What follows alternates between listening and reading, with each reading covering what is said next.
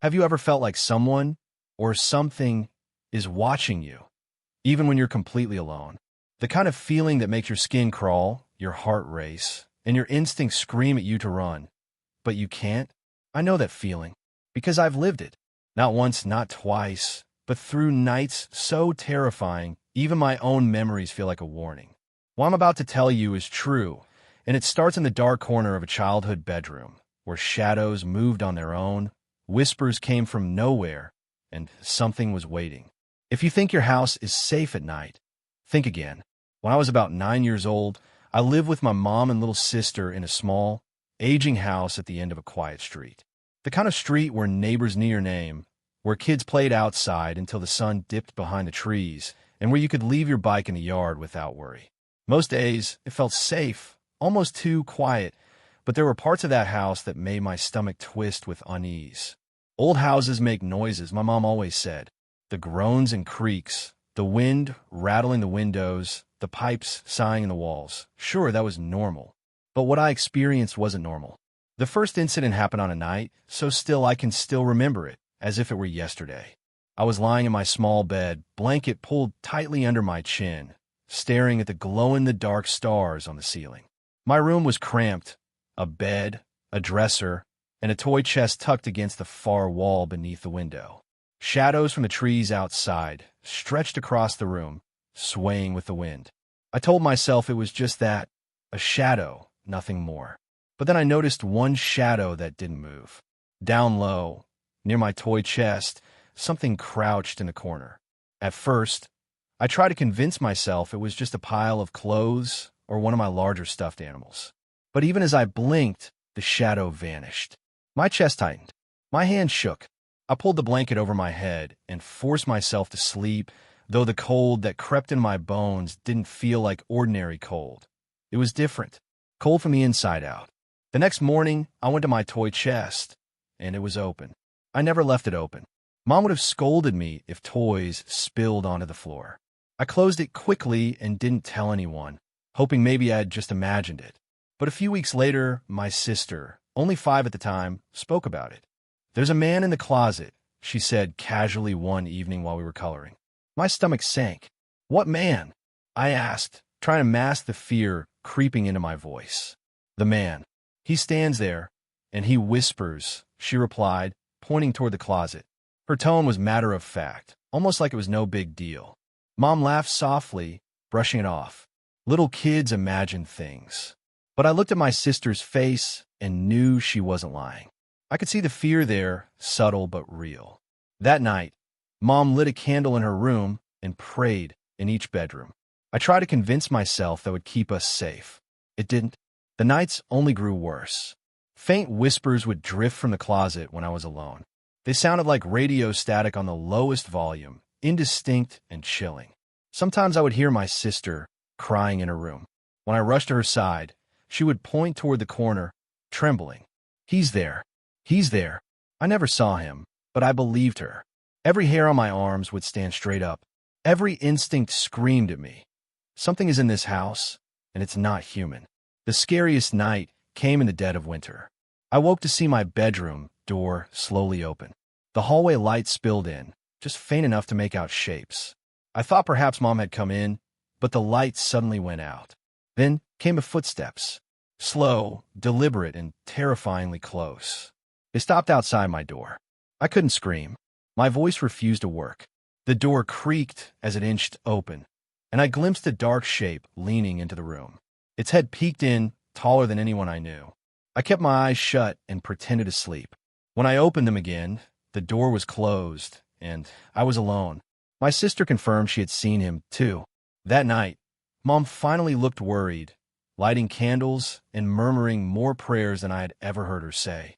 Despite Mom's precautions, I came home from school one afternoon to find my bedroom in chaos.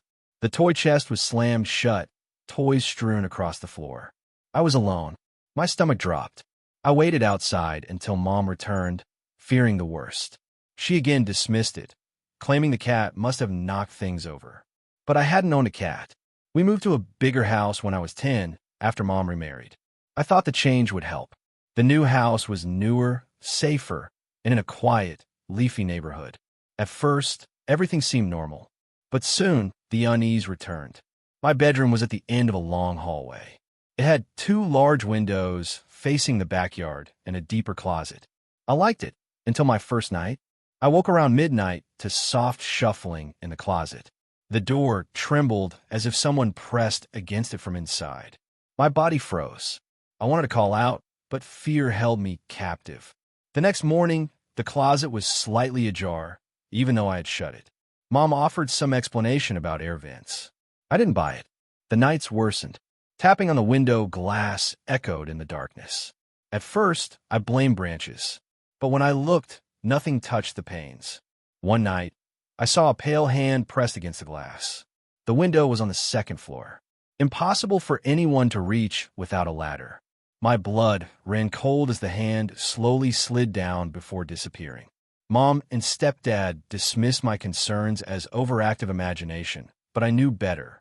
Soon, my younger brother started speaking of the White Lady, a shadowy figure who appeared at his door, eyes hollow, whispering. My own dreams began to be haunted by her. I would wake to her voice, dry as dead leaves scraping together. One stormy night, she floated into my room, her face inches from mine. I screamed, but when the light came on, she was gone, the window closed and locked. Even as I grew, the memory of her lingered.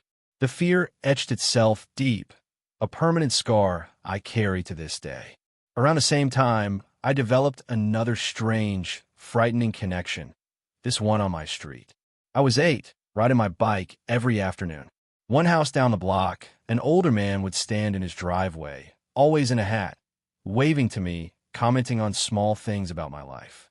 We never crossed the street to speak face to face. My mother had forbidden it. Weeks passed, and then suddenly he disappeared. Curious, I approached the house and spoke with the woman tending the garden. She told me he had died the year prior. The memory of the man I had seen so often, the friendly voice, the laughter, the smile, haunted me.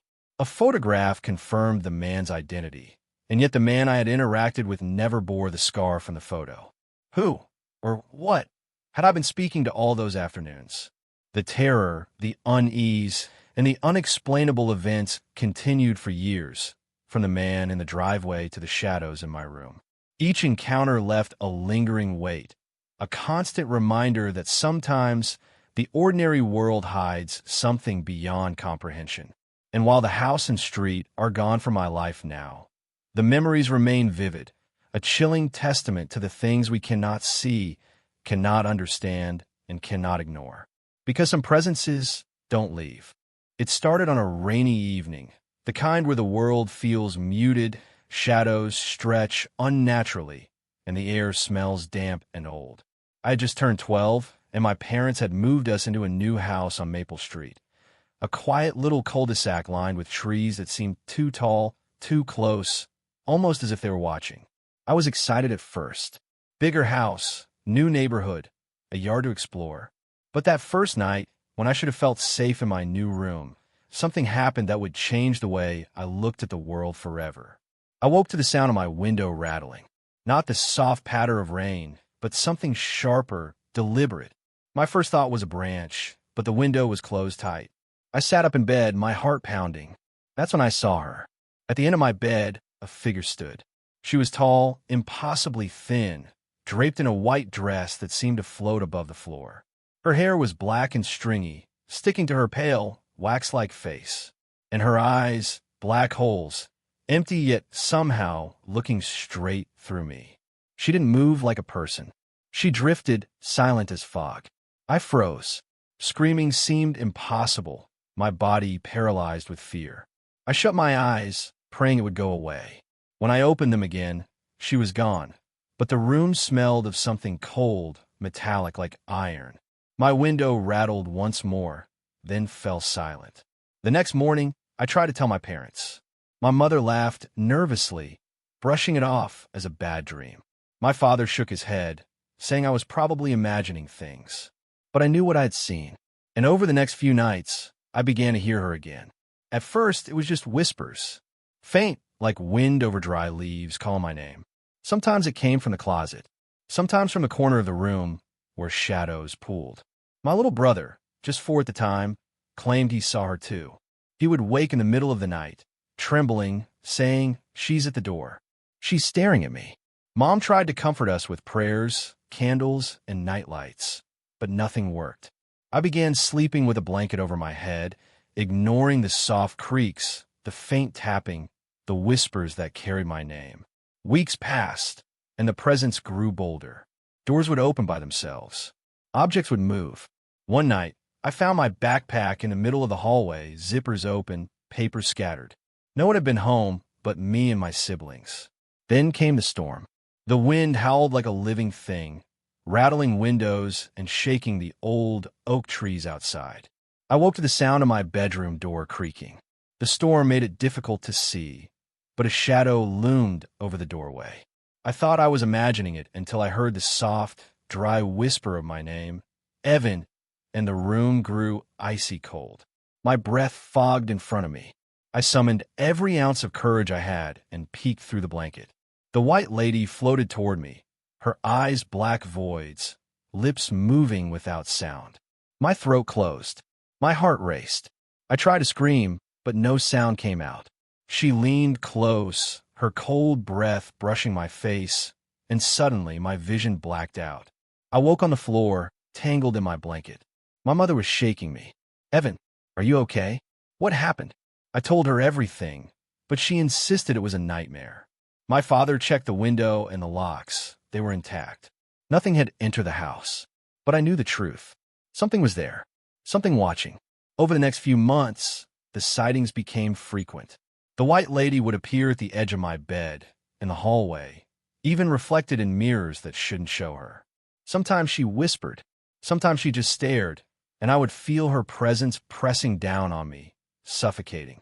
I began avoiding my room. I slept on the couch. I refused to go upstairs alone. My parents became frustrated, thinking I was exaggerating, but my siblings had seen her too.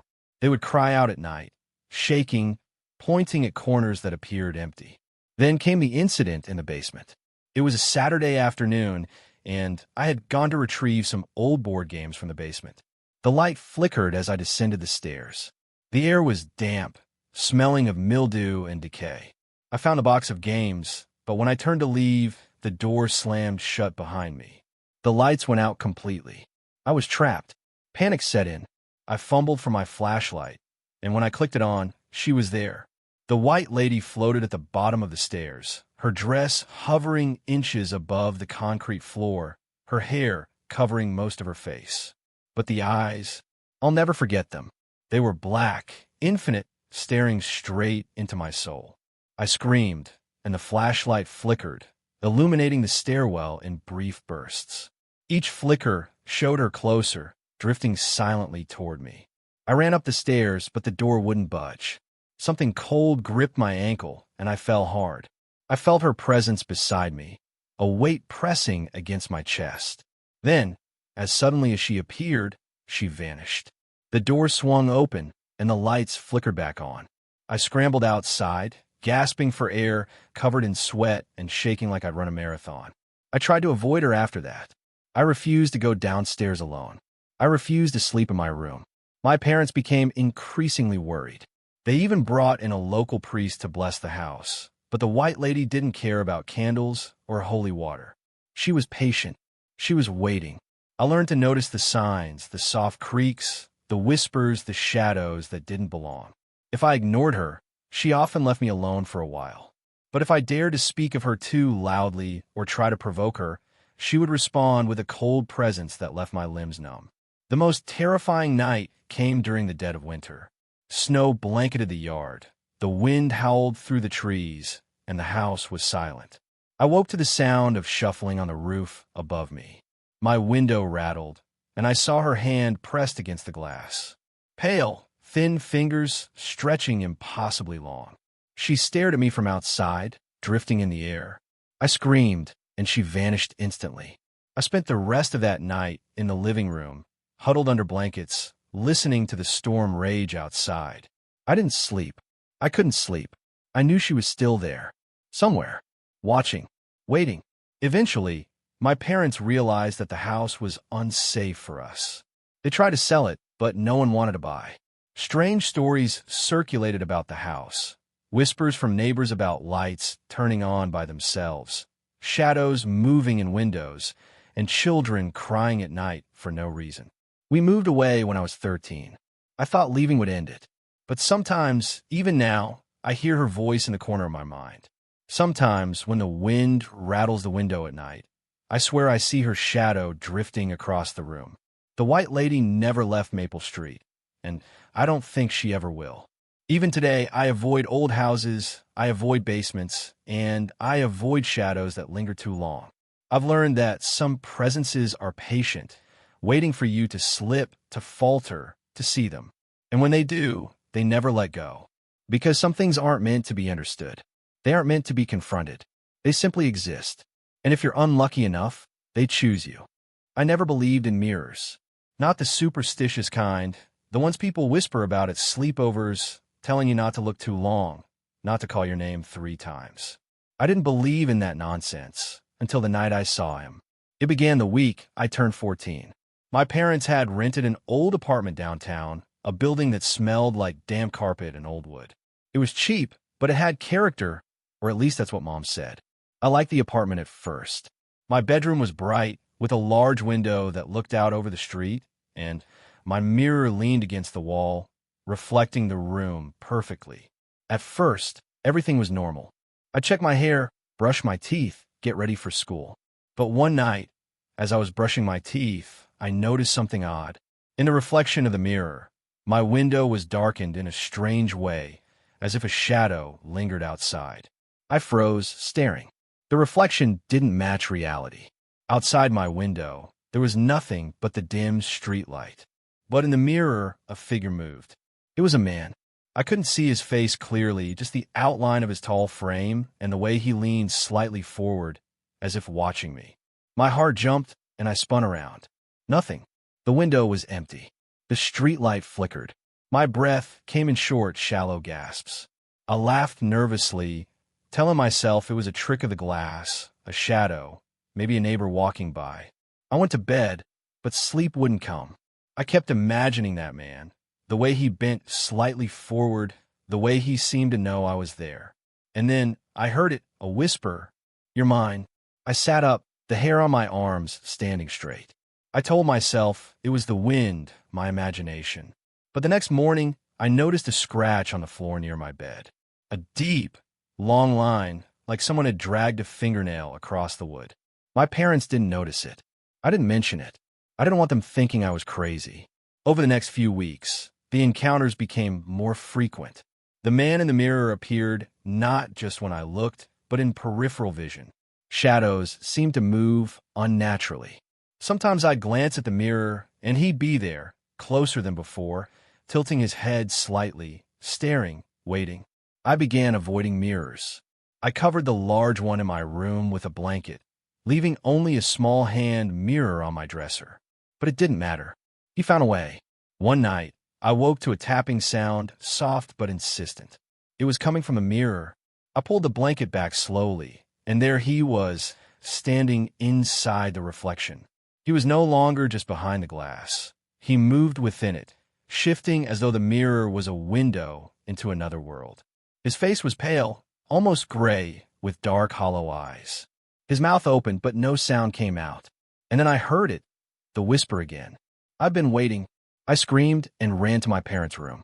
Mom turned on the lights, checking behind me, around the room. Nothing. The mirror was empty. I tried to explain, but how do you explain that a man is living in your reflection? They suggested it was stress, a bad dream. But I knew better. I had felt him, the cold presence pressing from the other side of the glass. The next day at school, I avoided mirrors, reflective windows, even my locker. I began sleeping with the lights on, clutching my pillow like a shield. And the scratching? It got worse. Every morning, there would be new marks on the floor, on my walls, sometimes on my dresser. My parents assumed I was doing it in my sleep, but I knew I wasn't. I never even moved while asleep. Then came the night of the first full encounter. I was lying in bed, staring at the ceiling, trying to will myself to sleep, when I felt it, the cold seep of his presence in the room. The lights flickered. My reflection in the small hand mirror on the dresser warped, and suddenly he stepped out, not from a glass, but from the floor, as if rising from the shadows themselves. His form was shadowy, tall, and too thin. He glided across the room, moving without touching the floor. I couldn't scream. I couldn't move. He leaned close, his hollow eyes boring into mine, and whispered in a voice that was both my own and not, cold and wet, like dripping water. "You're mine. You belong to me." I blacked out. I woke hours later on the floor, covered in sweat, my heart hammering. The hand mirror was shattered, cracks radiating from a central point. The blanket still covered my mirror, but the scratches on the floor had multiplied. My parents assumed I had a nightmare again. But I knew he was real. Over the next few months, things escalated. He began appearing in every reflective surface.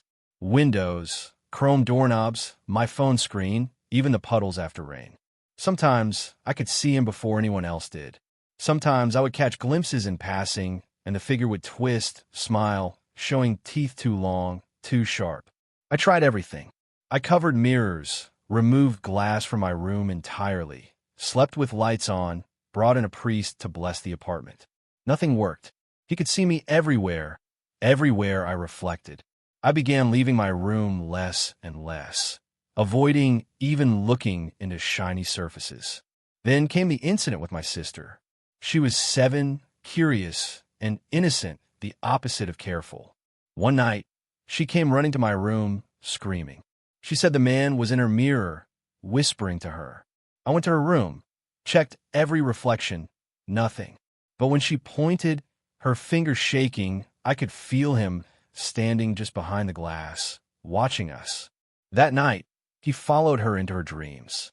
She woke screaming, clawing at the walls as if trying to escape something she couldn't see. I realized then that I couldn't protect anyone else. I couldn't ignore him. I couldn't run. He was in every reflection, every mirror, every shiny surface. He was everywhere. I began researching. Stories about mirrors, spirits trapped behind glass, ancient rituals. Some suggested covering all mirrors, others suggested breaking them. I tried breaking one at a time, but each mirror I broke, he grew stronger. His appearances became longer, closer, more tangible. It culminated on a stormy night. The rain hammered against the windows, lightning flashing so bright it lit the entire apartment. I was standing in my room, surrounded by blankets covering every reflective surface, heart racing. I felt him again, the cold, suffocating presence. Then I heard it louder than ever. "You can't hide from me." I turned slowly, and in the flash of lightning, I saw him. Not in a mirror this time. He was standing behind me, in the shadows, tall and impossibly thin, grinning. My blood ran cold. I couldn't move. I couldn't breathe. The shadows bent around him, as if he controlled the darkness itself. Then came the whisper, cutting through the storm like a knife. "You are mine." And I realized in that moment that he had always been waiting, not just in mirrors, not just in reflections. He had been waiting in the shadows, in the dark, in the spaces between reality and perception, waiting for me to see him. And now that I had, there was no escape. The next morning, my parents found me on the floor, staring at the ceiling, trembling. The mirrors in my room were gone, the glass shards cleaned, but I knew he was still there, always waiting. Sometimes late at night, when the wind rattles the windows and the shadows stretch too far, I swear I see him again, smiling, waiting for the moment I let my guard.